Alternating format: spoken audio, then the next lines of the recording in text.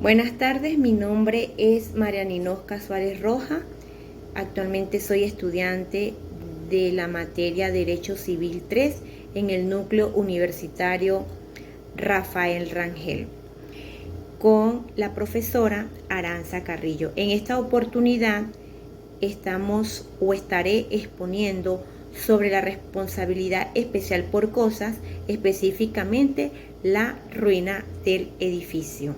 La responsabilidad por cosas, en especial la ruina del edificio, está directamente relacionada con aquella obligación que recae sobre una persona de reparar el daño que ha causado a otro.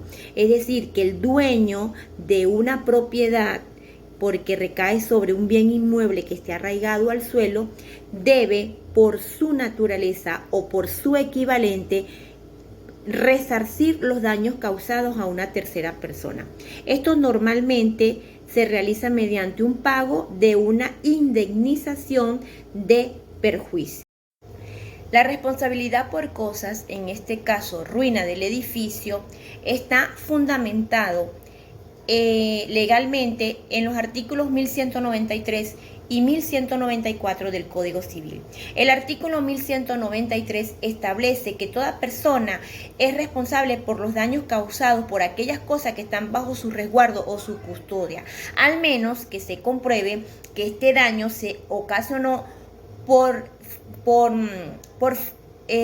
causa de un tercero, por un hecho fortuito o fuerza mayor. Pero el artículo 1194 del mismo Código Civil establece que el propietario o los propietarios de un edificio o de cualquier otra construcción que esté arraigada al suelo es responsable del daño causado por la ruina del mismo, al menos que este propietario o esta persona pruebe que no ha incurrido por falta de mantenimiento, de reparaciones o por vicios en la construcción. Es importante mencionar también que la responsabilidad por cosas, en este caso la ruina del edificio, tiene su fundamentación en el derecho romano, específicamente en aquellas medidas preventivas denominados la cautia domini infecti o caución del daño. Es una estipulación pretoria en términos generales como aquella promesa que realiza el propietario o titular del derecho real sobre un bien inmueble de reparar o resarcir los daños ocasionados por la ruina del edificio. El artículo 1194 también establece dos presunciones. La primera presunción es la juris et de juri, la que establece, la que determina que según el propietario es responsable por los daños causados por la ruina. La responsabilidad está vinculada exclusivamente al propietario, razón por la cual no hay causalidad de la responsabilidad por quien adquiera la propiedad a posteriori de la ruina. Es decir, ocurrió la ruina, ocurrió el daño por la ruina, pero otra persona compró el edificio. A él no se le puede imputar el daño causado, sino se le imputa a quien era el propietario antes de la compra. Por lo tanto, la presunción juris et de juri pues tampoco impide que la víctima demande a estas personas, tampoco impide que la víctima pueda solicitar indemnización por los daños causados. Por lo tanto, en cuanto a la presunción juris tactum, establece que de haberse producido la ruina por defectos de mantenimiento o de vicios, pues entonces estamos en presencia de un vicio de causalidad. Prueba a lo contrario es limitada, es decir, que el edificio estaba bien construido, estaba bien mantenido, por lo tanto hay que probar que la ruina del edificio es ocasionado por un caso fortuito o un hecho mayor o una causa originada a la víctima. Por lo tanto, esto va a excluir definitivamente la responsabilidad directa del propietario. Llegamos a lo que son los requisitos para que exista la responsabilidad por cosa, específicamente la ruina del edificio. y nos dice que para que haya lugar a la responsabilidad del propietario, pues es necesario que se cumplan los siguientes requisitos. Primero, la ruina del edificio. ¿Qué es ruina del edificio? La ruina del edificio tiene que ver específicamente con aquel desprendimiento que no es causado por ninguna persona, sino es de forma involuntaria, sea total o parcial, de materiales del edificio, de una parte del edificio, de elementos propios materiales del edificio, que hayan generado la desintegración de la infraestructura.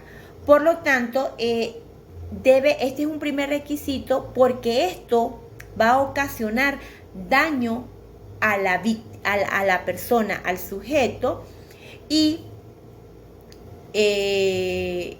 va a ocasionar daño a la víctima o al sujeto, y está directamente imputado a una parte importante de la construcción. Como segundo requisito tenemos la construcción arraigada al suelo. Es importante hacer una diferenciación sustancial sobre los bienes inmuebles. ¿Por qué?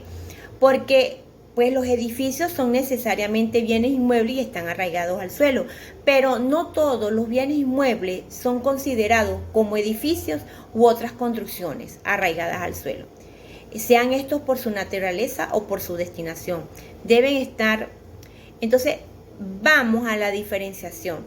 Dentro de los edificios existen construcciones, infraestructuras, materiales que están allí debido a la necesidad o al uso que se le dan y que forman parte del edificio. Por ejemplo, hay aparatos que sirven al edificio y forman parte de él, como son las bombas de agua, los aparatos de aire acondicionado, los cables de transmisión eléctrica, infraestructuras de aguas blancas, de aguas negras.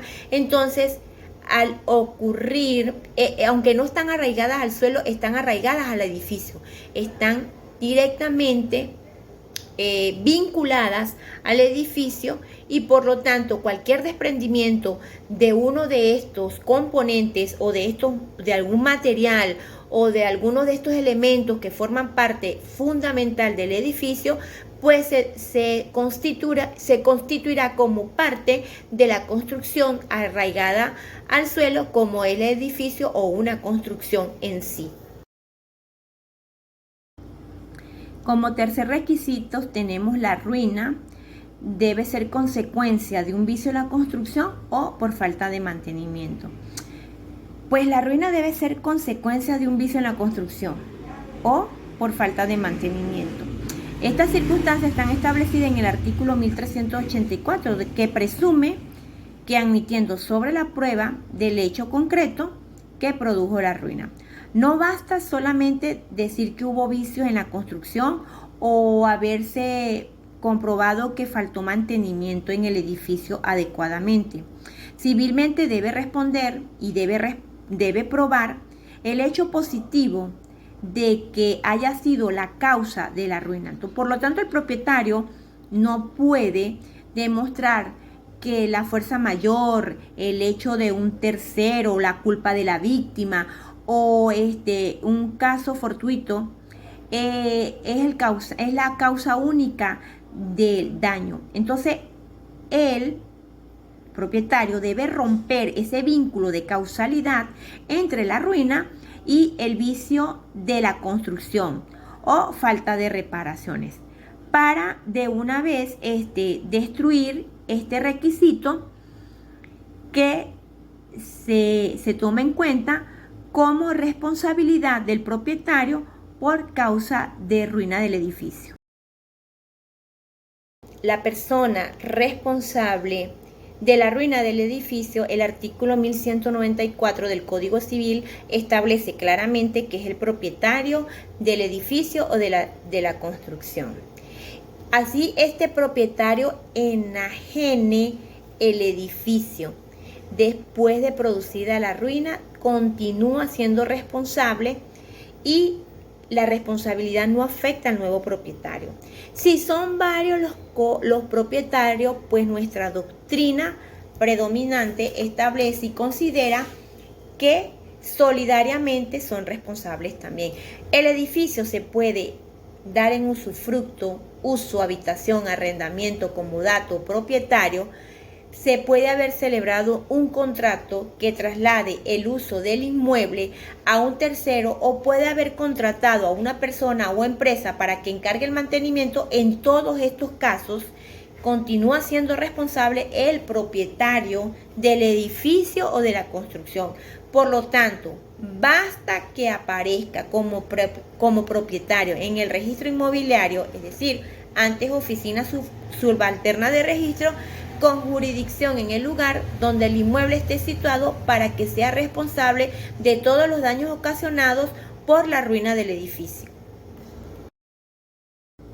En cuanto a la carga de la prueba, tenemos dos figuras importantes, que es el actor y el demandado. En este caso, el actor es la persona a la que sufrió el daño. Puede haber sufrido un daño material, un daño moral, a su existencia, su consistencia y su cuantía, pues salvo si se trata de un daño moral, no tiene por qué probar cuantía. Que también debe cargar prueba de que el daño fue producido por la ruina del edificio o una construcción arraigada al suelo. Ahí es donde existe el vínculo de causalidad en este daño generador de responsabilidad, y debe suponer la prueba de que, al tratarse de un desprendimiento accidental de una parte importante del edificio, o que se trate de una cosa arraigada al suelo por la mano del hombre, y que el demandado sea el propietario del edificio para el momento en que se produce el daño. En cuanto al demandado, que es el propietario del edificio o la construcción, pues él puede alegar y probar que la ruina se produjo por una causa extraña no imputable a él o al edificio o a la construcción, y que excluya la existencia. Es muy importante romper con el vínculo de causalidad, y que excluya la existencia de vicios en la construcción o falta de mantenimiento del mismo. Y hay una acción por vicios ocultos que va específicamente enmarcado al usufructuario. Esto quiere decir que siempre y cuando pues no haya hecho las reparaciones necesarias oportunamente, aún sabiendo que las necesitaba, contra los arquitectos y el ingeniero o el constructor, siempre y cuando haya producido daños o haya producido manifiestos, y esto procede hasta 10 años a partir de la terminación del edificio, y contra el vendedor del inmueble, aún sabiendo que existían problemas en la edificación o en la construcción, y aún así venda, y esto se dictamina por vicios ocultos a la cosa vendida, establecida en el artículo 1518 del Código Civil. Con esto damos por concluida la exposición, damos por concluida este tema.